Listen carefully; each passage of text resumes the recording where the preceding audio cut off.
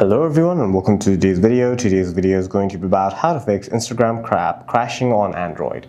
If your Instagram app keeps crashing, you can head over to settings, tap on apps, tap on Instagram, tap on storage and cache, and clear the storage and cache of Instagram.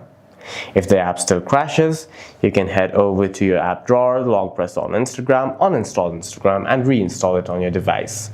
You may also have to check for any updates in the Play Store by heading over to the Play Store, looking for Instagram, and tapping on the blue update icon if it is there.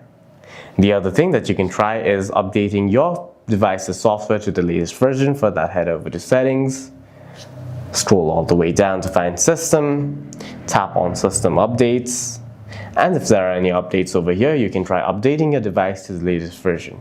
Also, make sure that you have enough storage by heading over to settings one more time, tap on storage, and make sure that you have at least 2 GB of free space. If not, then you may try deleting videos or apps. This will make your experience smoother. For any further questions, please feel free to leave a comment down below.